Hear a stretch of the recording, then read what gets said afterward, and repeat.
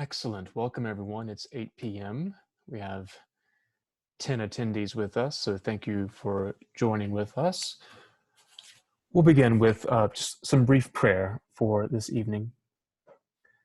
Come, Holy Ghost, fill the hearts of thy faithful people, and kindle in them the fire of thy love. Send forth thy Spirit, and they shall be made, and thou shalt renew the face of the earth. Amen. Okay, hopefully you've had a chance to first of all, I need to tell you, I don't like, as I said last time, speaking on Zoom, especially to myself. I never know where to look. So now on top of my television, my screen, I have a 3D cutout of Sherilyn right there so I can look and talk to her. So maybe it looks natural. But hopefully you've had a chance to watch the video from last week if you weren't here to catch up a bit, because now I have a pop quiz for you. So I went online, or before we began, to come up with some questions for you. So here is, let's see, all right. I'm going to launch this poll. And so I would like for you to answer these questions. There are 10 of them. And I've never done this poll before, so I do not know if I can see who answers what. I hope I can, so I can grade you all. Hopefully you can see them. If you can't see the questions, someone text me.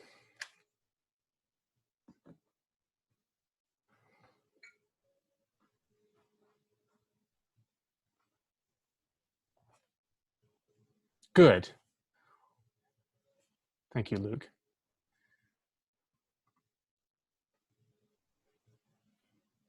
I'll just read them to you. Which kingdom conquered the Babylonians, the Greeks, the Romans, the Assyrians, or the Persians? Important question. What was the name of the king who first allowed the Hebrews to return to Jerusalem? Was it Nebuchadnezzar, Darius, Cyrus, or Octavian? What was the name of the king who renewed the permission for the Hebrews to return? Darius, Cyrus, Nebuchadnezzar, or Octavian? And was Ezra a prophet, priest, prince, or politician? The first person to lead the rebuilding of the temple, was it Zerubbabel, Ezra, Sheshbazzar, or Shealtiel? And then what did Nehemiah rebuild? Did he rebuild the temple, the walls? Nothing. Is it a trick question? Or did he build a military garrison? And which person read the law publicly, maybe for the first time in all the Hebrew Bible? Was it Zerubbabel, Nehemiah, Jeshua, or Ezra? And the first temple, Solomon's temple, was it destroyed in 721 BC, 598 BC, 586 BC, or 70 AD? And then 9, the Assyrians conquered Israel in what year? 721, 798, 586, or 70 AD? And the temple was finished in what year? 539, 520, 515, or 70? All of these were expertly covered last week. It should be easy. We should have 100% of everyone getting A's on this. I'll give a couple more minutes for you to answer those questions.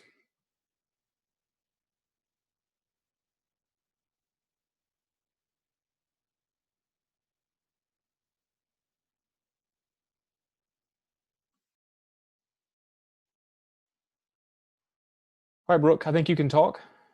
I could just see the beginning of the quiz.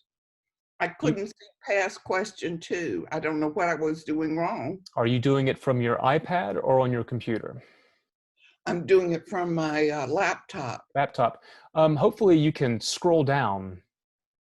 Well, I clicked goodbye to the quiz. Well, I think it's over. I'm sorry. Okay. No worries. All right. I'll mute it back. There you go. Those of you who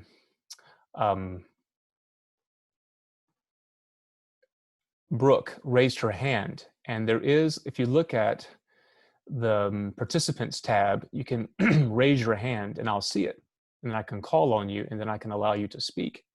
if you need to. So please feel free to do so.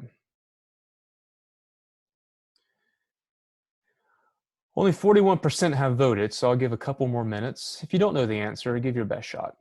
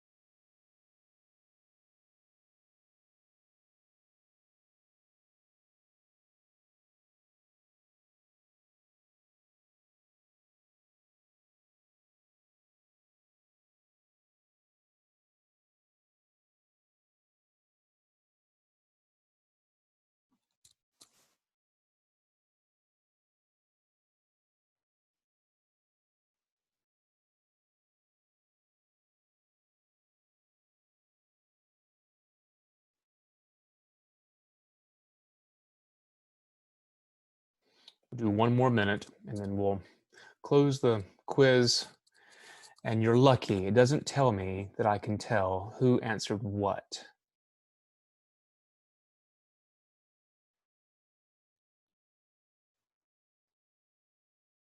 But there's very little consensus on the answers. Most all the options have been chosen.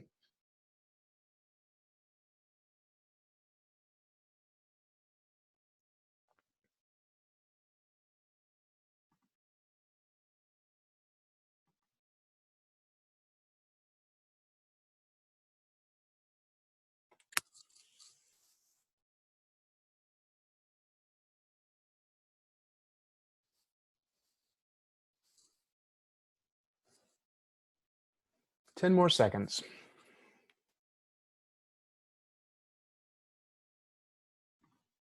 Okay, Alice.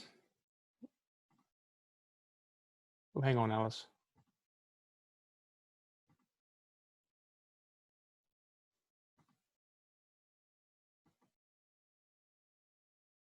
Alice, unmute yourself if you can.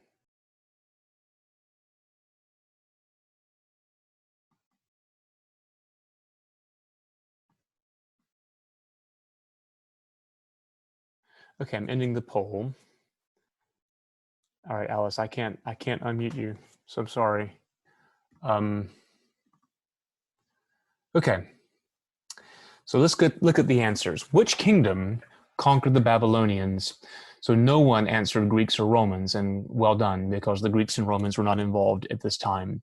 3 of you said the Assyrians, and 5 of you said the Persians.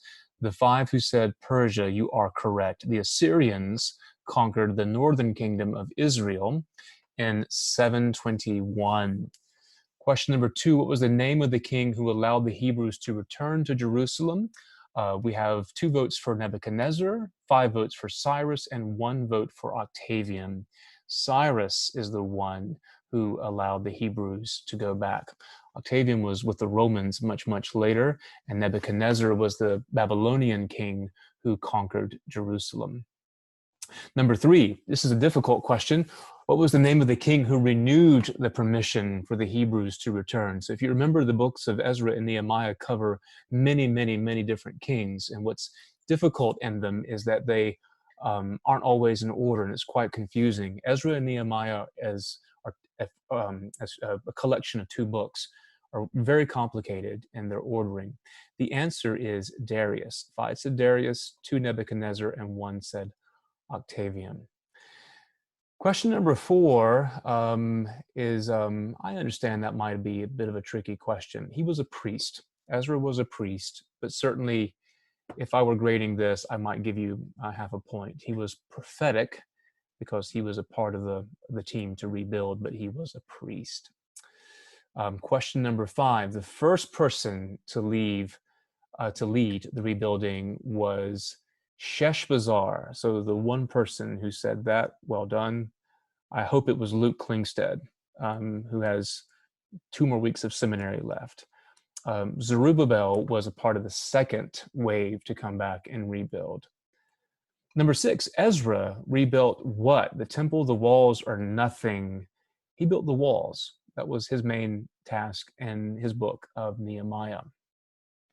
Number 7, who was the person who read the law publicly for the first time, perhaps in all the Old Testament? 6 said Jeshua, 2 said Ezra. Jeshua was the high priest with Zerubbabel. Ezra was the one who read the law. Ezra was the priest who was very much concerned about teaching the people the law, and a great drama of him reading to all the people. All right, the first temple, Solomon's temple, what year was it destroyed? There are votes for all of them, but most of you got it right. It was destroyed in 586. Now, I was being naughty with this question. So the person who answered 70 AD, you're not, you're not correct, but that was the trick question, because the second temple, Herod's temple, was destroyed in 70 AD. All these dates have some significance. 721 was the conquest of the Assyrians over the northern kingdom of Israel. 598 was the beginnings of Babylonian captivity, of the first wave of exiles by the Babylonians. 586 was the final deportation and destruction of the temple, and 70 AD was the destruction of the temple during the time of Jesus, Herod's temple. Those dates are very, very important. And if you have those somewhat in your mind, again, you know a good portion of the Bible. All right, the Assyrians conquered Israel in what year? Just mentioned that, 721 BC. And then the temple was finished in 539, 520, or 515. 539 is when the Persians conquered the Babylonians. So it's not that one. And then 538 was when Cyrus allowed the Hebrews to go back to rebuild.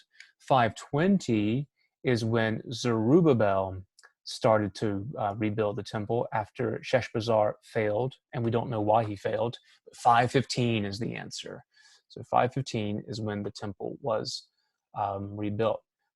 People, do your homework next time. There'll be quizzes every single time, but you're in luck, because I do not know who answered what, but thank you for answering it anyway. Okay, we had a question from Amy McFerrin, sent me an email last night with a very, very good question, and her question was about the Ark of the Covenant.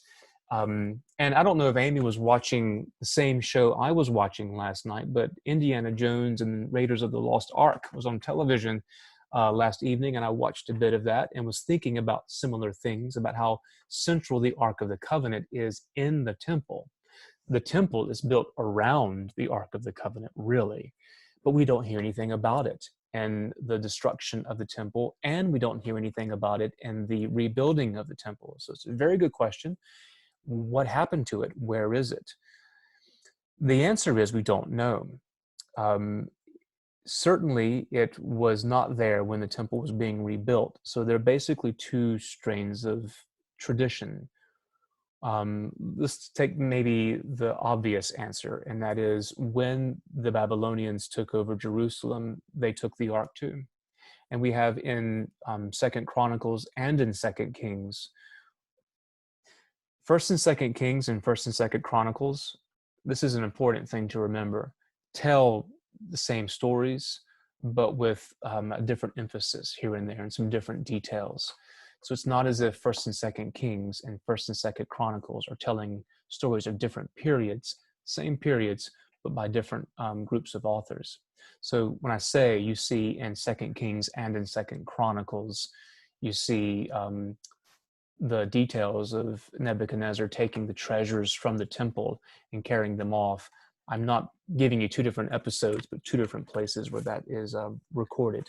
So it is extremely possible that that's what happens to the ark, is that Nebuchadnezzar takes it away and hides it somewhere, or destroys it, who knows. And then the Nazis clearly pick it up in the 1930s, and Indiana Jones saves it, and now it's sitting in some military warehouse somewhere in the United States. That's according to the movie, at least. But just in 2 Kings 24, this is talking about the conquest of Jehoiakim. which was the last legitimate king of Judah, the southern kingdom. In 2 Kings chapter 24, verse 12, the king of Babylon took him prisoner in the 8th year of his reign and carried off all the treasures of the house of the Lord and the treasures of the king's house, and cut in pieces all the vessels of gold in the temple of the Lord, which Solomon, king of Israel, had made, as the Lord had foretold. And he carried away all Jerusalem, and all the princes, and all the mighty men of valor, 10,000 captives, and all the craftsmen, and the smiths. None remained except the poorest people of the land. So that's 2 Kings 24, verses 12 through 13, which tells of taking away of all the treasures that were in the temple and the king's houses, and all the people of leadership. So the only people that were really left in the land were the people who were the poorest of the poor. And the reason why you carry people off into exile and you spread them out is there's no one to rally behind, which was so very, very important. The aristocracy, the academics, the spiritual leaders, all the people that normally you use to galvanize a movement, they weren't there. And so the people who were poor, they weren't going to cause any problems to the Babylonians. So that's answer number one. Answer number two is that, remember in the quiz where the first beginnings of deportation by the Babylonians happened in 598, but the final destruction didn't happen until 586. So one of the thoughts is that perhaps as they began to see what was coming, it's almost like when you go to the National Archives in Washington, at least this is what the story is, if there's any kind of emergency, all of our sacred documents, the Declaration of Independence, the Constitution, they sort of sink into the the deep basement of the National Archives to protect them. Maybe the people who were the Levites, the priests, saved the Ark of the Covenant and took it away. The question is, where do you take it away? Christian tradition, at least one part of the tradition, has an answer. Does anybody want to share a guess? Luke cannot answer because he and I were talking about this today. But if you have an answer, put it in the chat. Does anyone have a guess? In what modern country does the tradition say the Ark of the Covenant is today? The McFerrins said Egypt. Close. It starts with an E. I'll give you one more guess. It's in Africa, and it starts with an E, but it's not Egypt. That should narrow it down. Ethiopia. Good spelling, Becky. Ethiopia. There you go. You got it. Ethiopia. So there's an old tradition that it's in Ethiopia. And let me pull up. I'm going to do my best again to see if I can master this thing called Zoom and see if I can. Hang on one second. Share screen. Share this picture. Okay. There. So that is the Chapel of the Tablet. And it's not very large. That's actually a person going in there. And let me see if I can share this photo of, hang on, see if I can do this. Let me share this photo here. This is a look of the inside. Now, what's really interesting, and if this interests you, Google Chapel of the Tablet, Ethiopia, and you'll find articles from the Smithsonian Magazine, from National Geographic, there are videos. Christianity in Ethiopia is ancient. This Coptic Christianity is very, very ancient. And I was reading one interview with the patriarch of the Ethiopian church who was saying that he is not allowed to go into the room where the ark is supposed to be kept. Only the guardian of the ark has ever seen it. So is it there? I have no idea. Has it been a tradition that it's been there for a long, long time? Yes, it's an old tradition.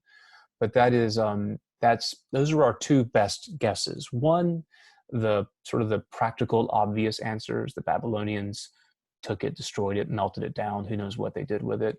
Or the other answer is when you had an idea that that the Babylonians were coming, we take it away and send it to Ethiopia? So it's a very, very good question. Okay.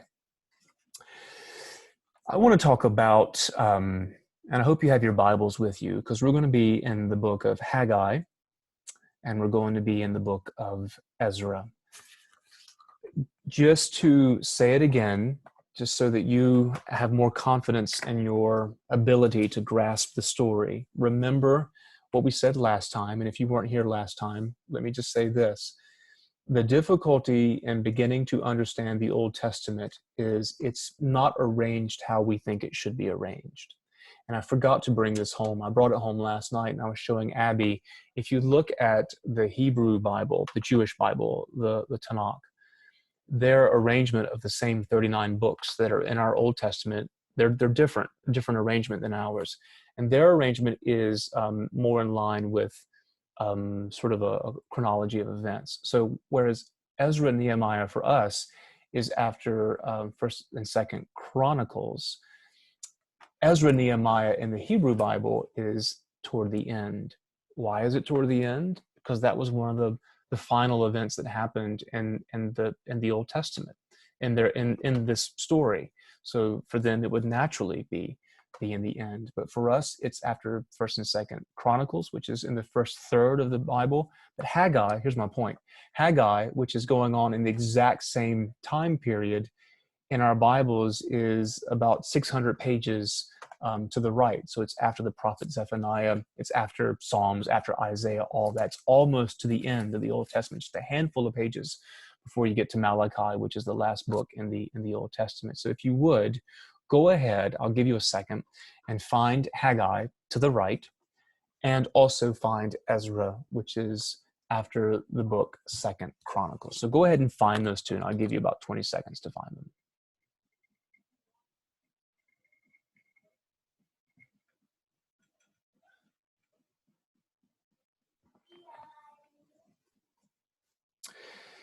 Brooke asks, isn't there an ancient community of Jews in Ethiopia? Absolutely. Very old community of Jews in Ethiopia. In fact, when I first arrived in Winston 12 years ago at the first community Thanksgiving service which happened to be that year at Temple Emmanuel, the speaker was an Ethiopian Jew who just happened to be in Winston-Salem, and Rabbi Mark asked him to speak. He was quite good. So yes, Ethiopia is an ancient place with a rich history, both with Jews and Christians. Okay, I trust you all have Ezra and you all have Haggai. If you can just put one finger in one book and one finger in another book, we'll be going back and forth a little bit, but let's start in Haggai. If you remember from last time, that how we date things, how scholars date antiquity, and how people at that time would date antiquity. Whereas now, if I want to know, like I have something coming in the mail May 7th. Okay, well, I know today is May 5th. How do I know that? Because when I turn the television on in the morning, the news anchor says, "Good morning, it's Tuesday, May 5th. It's Cinco de Mayo." We know that. I have Google Calendar. I have paper calendars, and we have astronomical measurements. That's how we keep time, and it's easy. How do you keep time when you don't have these things? You keep time with reference to, yes, the cycles of the sun and the moon, but also in reference to people, to major figures. We do this to this day. This is the 2020th year of our Lord, AD, Anno Domini, in the year of our Lord. And before that, it's before Christ, BC. So we understand that already. In Haggai and Ezra and Nehemiah, the time is dated, as is this done also in the Kings and the Chronicles, in the year of the reign of the king. And even today, when I was ordained priest, and God willing, when Luke is ordained priest, in the ordination certificate, the bishop will say, in the such and such year of my ordination to the episcopate, we still continue this. So the book of Haggai begins in the second year of Darius the king, in the 6th month, and on the first day of the month, the word of the Lord came by Haggai to the prophet, to Zerubbabel. This is very important for us in being able to have some confidence in saying, for instance, this happened in the year 520, because Darius is not a figure of faith in the same way that Abraham is a figure of faith, who lived an awful long time ago before there's any contemporary historical record of him. Darius was a king of a Persian dynasty that had the largest empire in the entire world known at that time, and there are all kinds of documents and artifacts to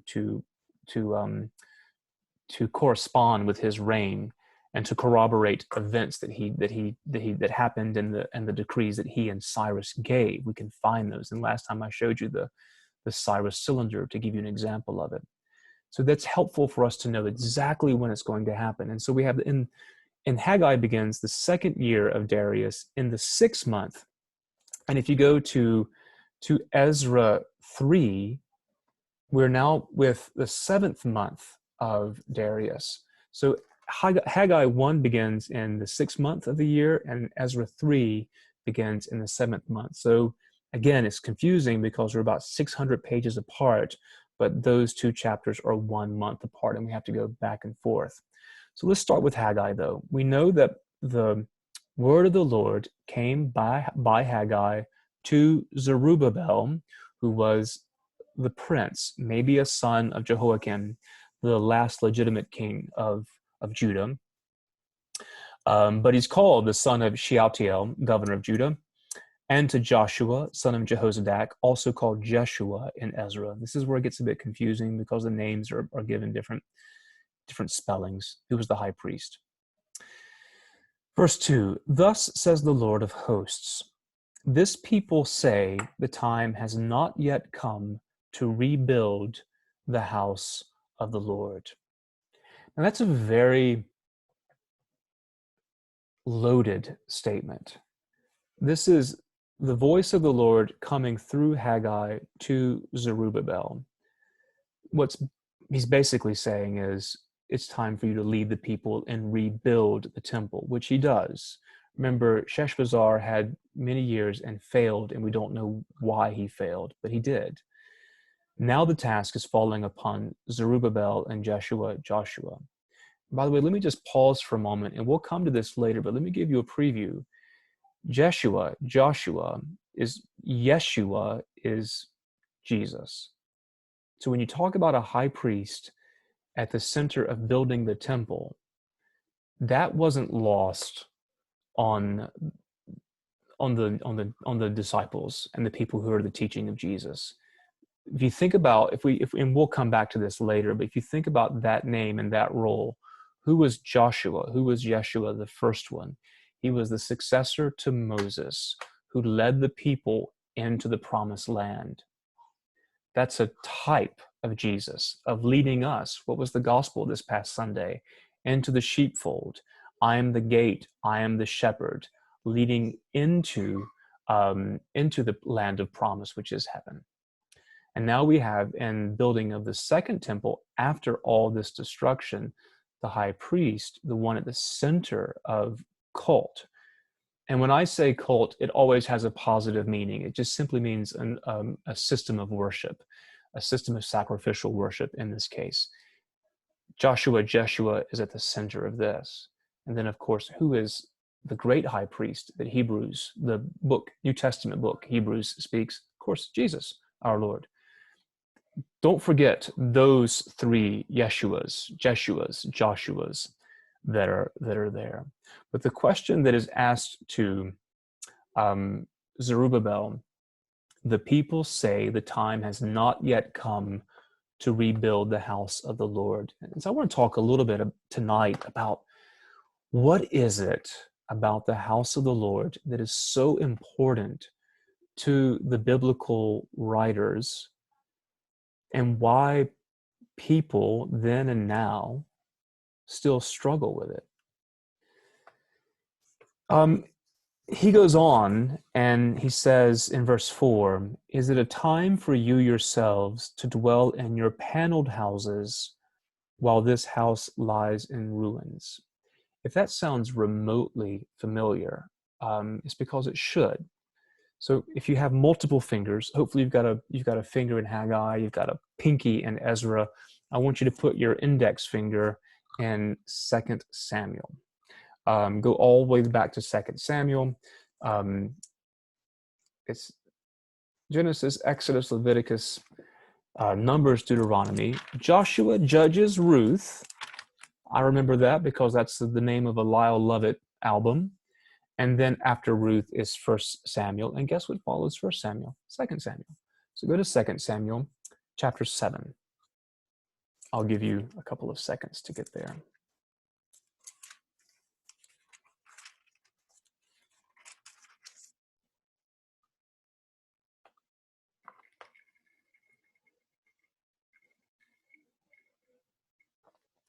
Okay. In 2 Samuel, verse 4, let's just start with the beginning of chapter 7. Now when the king, talking about David, now when the king dwelt in his house, and the Lord had given him rest from all his enemies round about, the king said to Nathan the prophet, "See now, I dwell in a house of cedar, but the ark of God dwells in a tent." And Nathan said to the king, "Go, do all that is in your heart, for the Lord is with you." But that same night the word of the Lord came to Nathan, "Go and tell my servant David, thus says the Lord, would you build me a house to dwell in? I have not dwelt in a house since the day I brought up the people of Israel from Egypt to this day, but I have been moving about in a tent for my dwelling." And then it goes on to verse 7. In all the places where I have moved with all my people, all the people of Israel, did I speak a word with any of the judges of Israel, whom I commanded to shepherd my people, saying, "Why have you not built me a house of cedar?" But now it is David's turn to build a house for the name of the Lord. Of course, we know that David was unable to build a house for the Lord because of all the other things and all the other distractions and insurrections he had to deal with in battles. His son Solomon, though, did build a house. But you have this language of, why are you, the servant, the creation, living in far more luxury and glory than the name of the Creator, of God? Why do you live in a house of cedar, and yet I have nothing, or I live in a tent? Remember, we can't build a house to encapsulate God, and that's not what they're trying to do. Oftentimes they speak about a place to contain the name of the Lord, the glory of the Lord, and not to completely. This is what separates us from other religions, where they think they can totally contain their gods into idols and wood and stone and glass and paint. That's simply not at all what they were thinking of doing. So the first temple and the second temple is framed around something that is dishonorable. It's not fitting. It's not just. Justice is a virtue that pertains to, religion, is a virtue that pertains to justice, because justice is giving someone what is their due, and religion is giving God what is due to him. And so our worship, our orientation, our cult, by coming and doing our prayers, is an act of justice, because we're giving to God what is due. And so the great injustice in 2 Samuel and in Ezra, Haggai, is this house was lying in ruins. And so there was an ethical implication, ramification of that. There is power in sacred space. And we don't make a space sacred. We may say prayers and consecrate a space, but what makes a place sacred is the presence of the divine. So it's not as if we can, of our own powers, make something holy. We acknowledge the holiness that is there, and then we set it apart, which is what blessing and consecration is. It sets something apart. It acknowledges something as being set set apart. One of the things that I heard a long time ago that I think is absolutely right is that if you want to make a place sacred, you pray in it, not because you are pouring forth the power that is innate in us, but we're acknowledging the presence of God that is freely given to us, and we sanctify that space by embodying that power that comes to us through prayer. So some of the holiest places on the planet that maybe you've been in are places that have been saturated by prayer, for generations and generations and hundreds of years, because the people who have gone there have acknowledged the divine and submitted themselves to that presence, and they've humbled themselves, and it does something to the space. What was happening, though, in Haggai, so go back to Haggai 1, is that the people, because they were living in paneled houses, and the house of God was lying in ruins, which means that when Sheshbazzar came back, for whatever reason, either he didn't try hard enough, or he didn't have the fortitude to push through the opposition that either the people or the other folks around may have had. Whatever the reason was, he didn't finish the job, and the people were content to keep going about their lives and maybe saying, well, you know what, God's okay, God will take care of himself. We'll worship God on the golf course, or we'll worship God as we're walking through the park and through the woods, that sort of attitude. And what Haggai is saying through the Lord's inspiration is that you shouldn't be surprised, because look at how you fared. This is verse 5.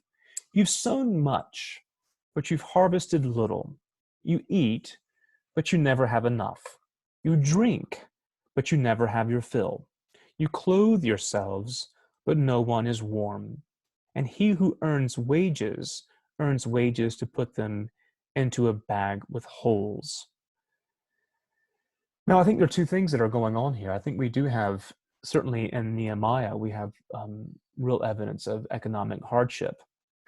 But I think that what Haggai is suggesting is at least twofold. One is that you are reaping what you sow, and if you're having difficulty in your natural life, it's because your spiritual life is not in order. The other thing it may be is that it could also be that economically you're not in dire straits. But if we think we can find our fulfillment, this is the larger spiritual lesson. If we think we can find our fulfillment in money, in food, in drink, in possessions, we'll never be satisfied, because it's never, ever, ever enough, no matter how much money we get. And this is kind of a game I think we play with ourselves, because I might like to say, you know what, you give me $2 million. And any of you of the 12 who are here, I've already lost one. That means if you want to give me $2 million, I'll take it. And I can say, I'll be fine. I would never want for anything else or ask for anything else. But the moment we get $2 million, we might start thinking, gosh, $2 million isn't as much as I thought it was. And we start having feelings of insecurity, and we think, well, 5 would be better. And then if you get 5, it's a never-ending wheel. We always want more. And so I think what he's saying as well is that until what I think it was St. Augustine who said, my soul is restless until it rests in thee.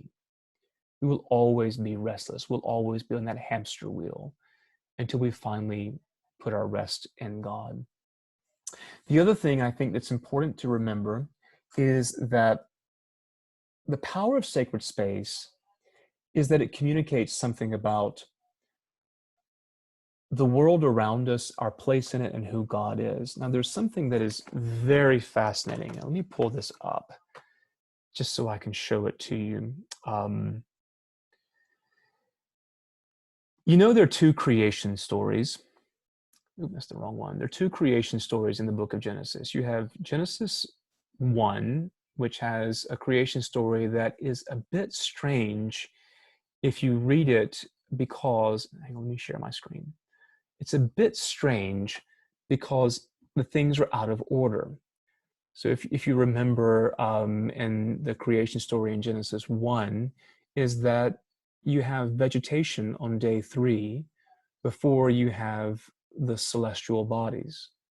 So how in the world can you grow roses and grass and tomato plants if you don't have the sun in the sky?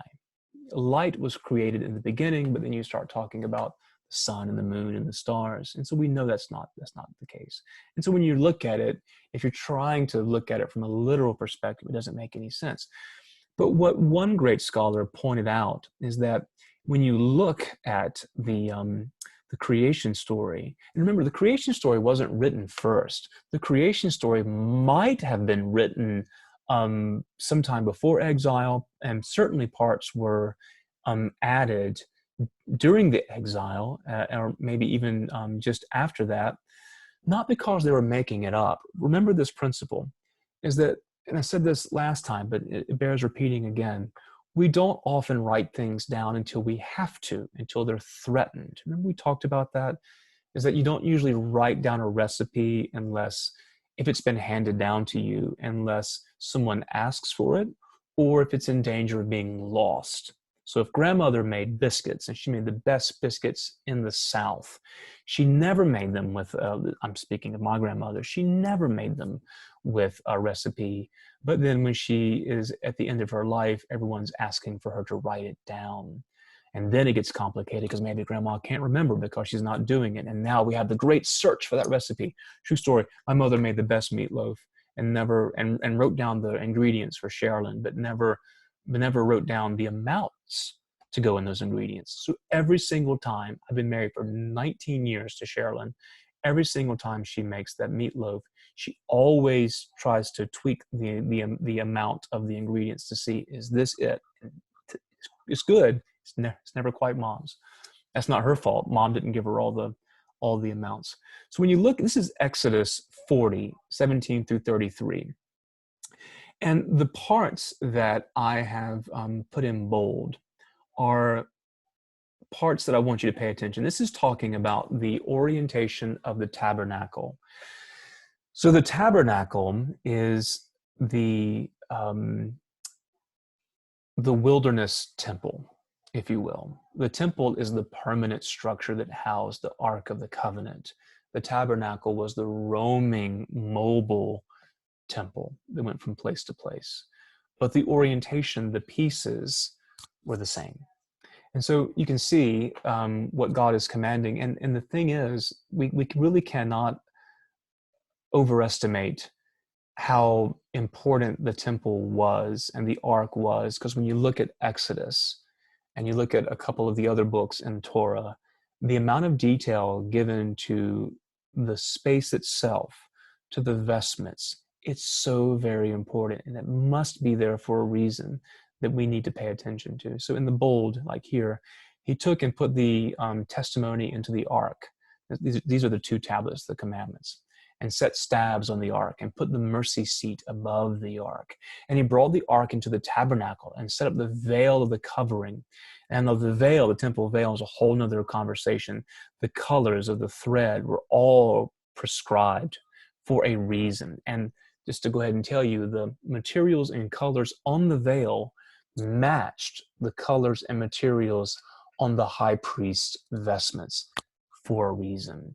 And then you take these things, and again, I'm really foreshadowing later conversations, the splitting of the temple veil, the crucifixion, it all just makes all these aha moments go off. But anyway, we covered the Ark of the Testimony as the Lord commanded Moses, and he put the table in the tent of the congregation upon the side of the tabernacle northward without a veil. And then he put bread in order upon it before the Lord as the Lord had commanded, and then candlesticks in the tent of the congregation over against the table on the side of the tabernacle southward. And then he lighted the lamps before the Lord and put the golden altar in the tent of the congregation before the veil. Okay, this is really, I mean, they were burning incense and all this other stuff. This is really, really serious detail going on, and it may seem superfluous, extra. Why have all that? Okay. A really convincing argument has been made that the reason why the first creation story in Genesis 1 seems a bit odd is because it wasn't meant to be a cosmological unfolding of the creation of the world, but the order of creation corresponds to the layout of the temple, because the temple was a microcosm of creation. And you understood the world and everything in it through the temple, which is why the temple was so important. Let me give an example. I forgot these two parts here. Moses and Aaron and his sons washed their hands and their feet. And when they went into the temple of the tent of the congregation, when they came near unto the altar, they washed as the Lord commanded. Okay. A great scholar named Margaret Barker has argued that the first part of putting the ark in that one place is representative of the throne of God. This is eternity. This is outside of time. And the veil represents matter. It's the web of matter that conceals the throne of God from human perception. And so when you look at the veil, and we'll get back to Ezra and Haggai in a second, when you look at the veil, the colors represent the earth, wind, fire, and water. And it was, the veil represented the created order and creation. And so if you passed through the veil, you were passing from creation into eternity, the Holy of Holies.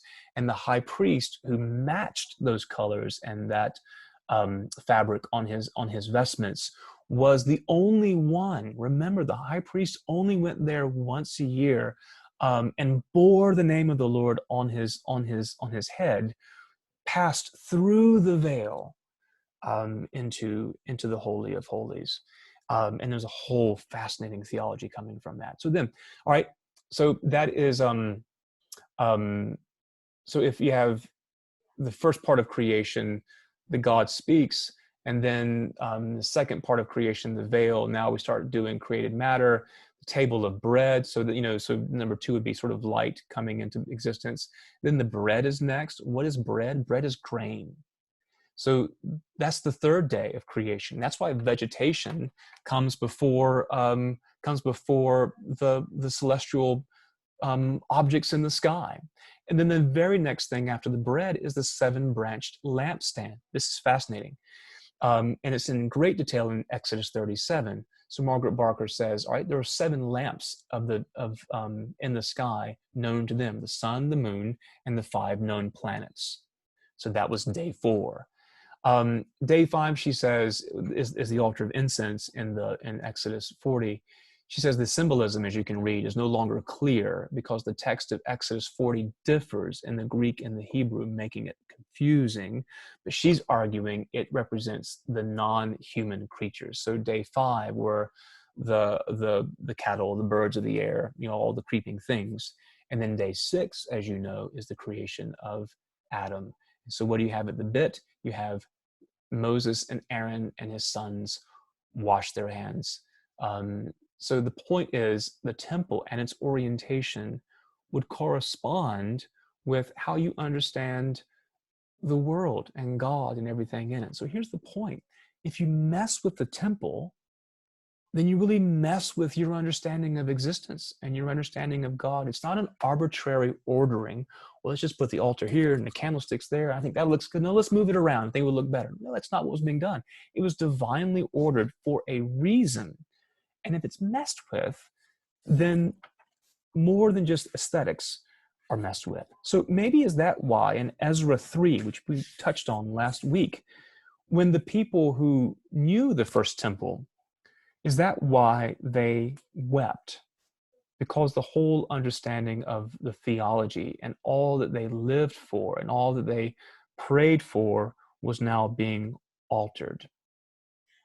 Remember at the end of Psalm 122, it's a very important verse. It's become important to me in our own campaign, because in our own life, sacred space is not viewed with suspicion, but it's viewed differently than maybe it was in antiquity, maybe not as necessary.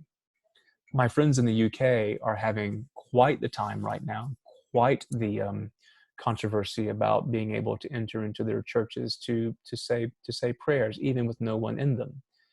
It's even more complicated because so many of them, their houses are connected to their church, so they can literally enter into their church without ever having to go outside. But yet the guidance from the bishops has been that you're not even to go into it. And it's really, really difficult because sacred space, churches simply aren't, there just aren't ornaments, not just ornaments for religious purposes.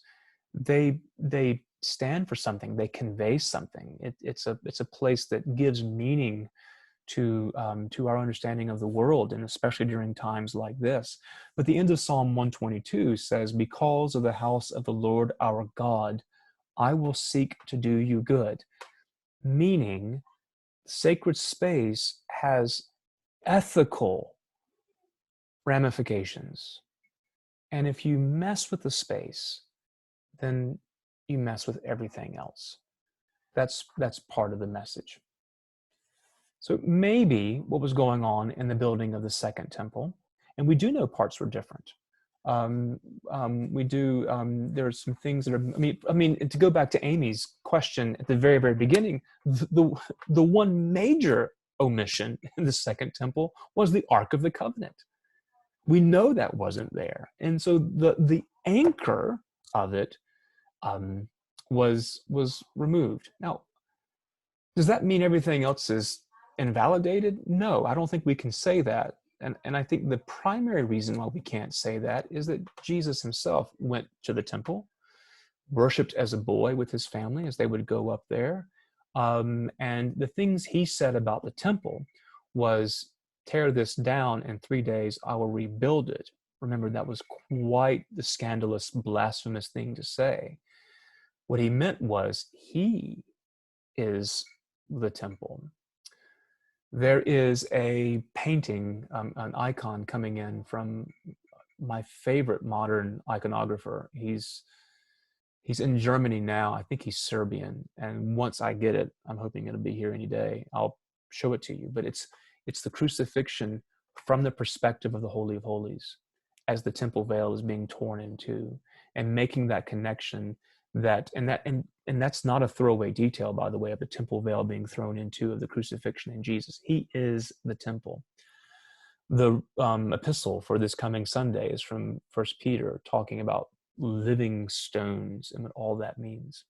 So Jesus, what his mission wasn't to say the temple is invalidated, but I think what we can say, or we can be open to, is that if the temple was constructed differently, then that would certainly have an impact on the theological understanding of the people. The Hebrews of the Bible would not understand, for instance, our ease, our relative ease. I'm not sure we're completely at ease, but our relative ease with live streaming, and not because they are ancients and lived a long time ago. It's because for them, space and living life, they were interconnected. We can't understand the Hebrew faith without understanding the Hebrew landscape. That's why making a pilgrimage, if it's in our means, in our lifetime, to the Holy Land, really is a fundamental transformative experience, because it now comes to life, because they understood these events through places. And their connection to the temple cannot be overstated. And really, our connection with our temple should not be overstated, even though frequently it is. So one of the reasons why I really think Ezra, Nehemiah, Haggai are so important for us to read, and so really contemporary for our current situation, is all these themes that are being teased out in this are themes that either we're wrestling with now, or we will in the future. Okay, let me see what else I got.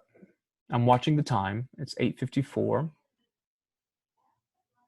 I think I've covered all the things that I've wanted to cover on that. The main thing was, what is it about the space, the house of the Lord, and this idea that it's in our left alone without a prophetic voice. We will prefer our own space to the space that proclaims the glory of God. And that preference makes our own ordering out of whack. And so our own priorities of what is important and our own ability to see the world correctly is altered. and to begin to have a right experience of a redeemed world is to begin to place things in their proper perspective. We see that with David. We see that with Haggai speaking to Zerubbabel. Don't live in a paneled, cedar-lined house yourself at the expense of living the injustice of not giving God what is due to him. And that is the foundational theological impetus to what we'll continue to see in the rebuilding of the temple, and why they were able to push through against all the opposition that we'll see. And they had opposition at every single turn.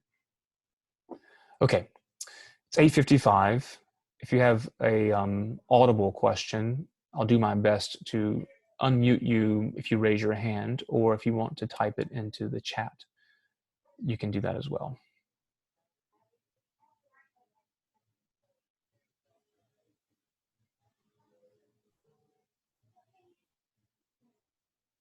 You don't have to. I won't pressure you. This is not me singing the 8th verse of Just As I Am to make you come down the aisle. Brooke has a question. All right, hang on, Brooke.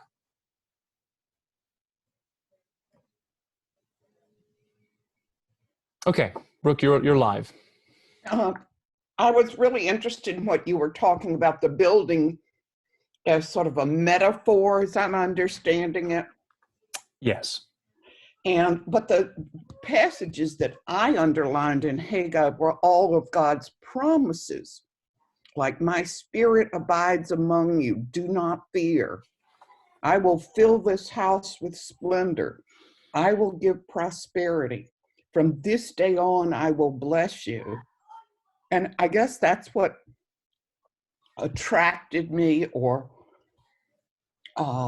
came to my mind, is his constant reassurance to them after this awful experience of the Babylonian exile and coming back.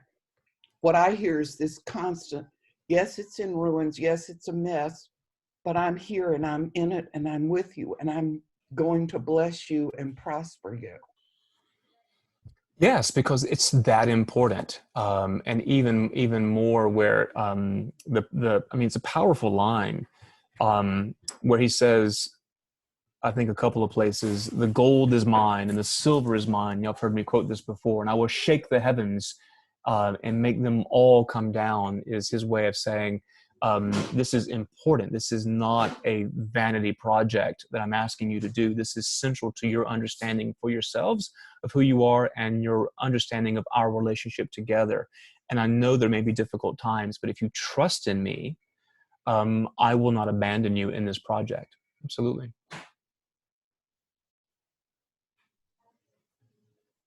Anyone else?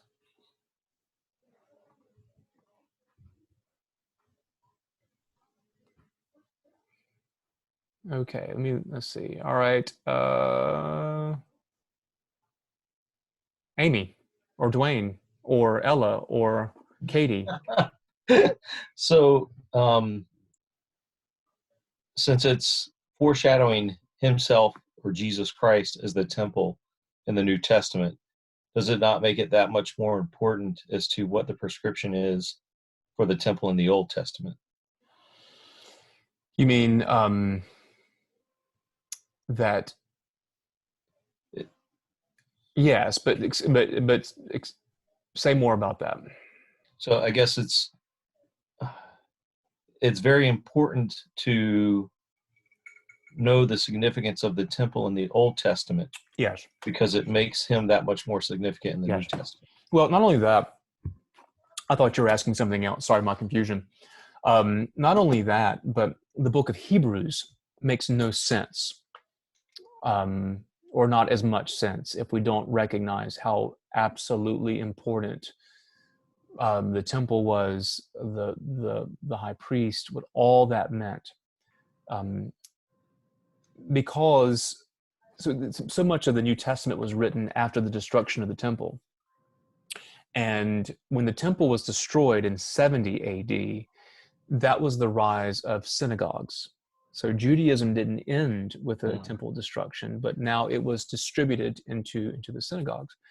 And that is where you start seeing the rise. I mean, the Pharisees really kind of come in, they coalesce. So the priests, the Sadducees, the priesthood, who were the aristocracy, really, I mean, they weren't terribly interested, frankly, in a lot of theological inquiry. But the Pharisees were. The Pharisees get a bad rap, but they really were trying to revitalize and live their faith as best as they could.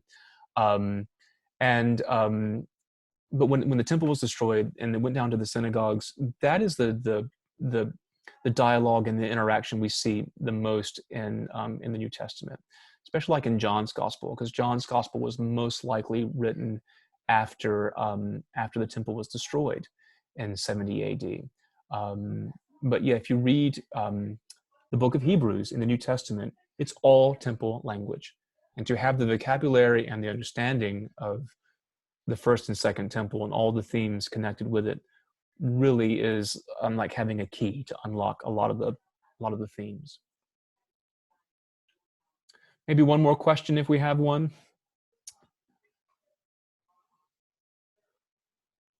Don't want to keep you too long. All right. Very good. Oop, I'm pressing buttons I shouldn't be pressing. Sorry. Thank you so much. I'll put this on YouTube and you can watch it again. If you continue to suffer from insomnia, you can watch it and go right to sleep. And why don't we continue this next Monday? So we did it on Tuesday this week because of the parish check-in yesterday. So why don't we do Monday at 8 p.m. Continue to read Ezra and Haggai, and we'll get through some other themes there. We're not going to go verse through the whole thing. We're going to pick up some major themes, but they're not long books, and you have plenty of time to read them between now and then. So I'm going to end it, and thank you so much, and hope to talk to you all virtually soon. Bye.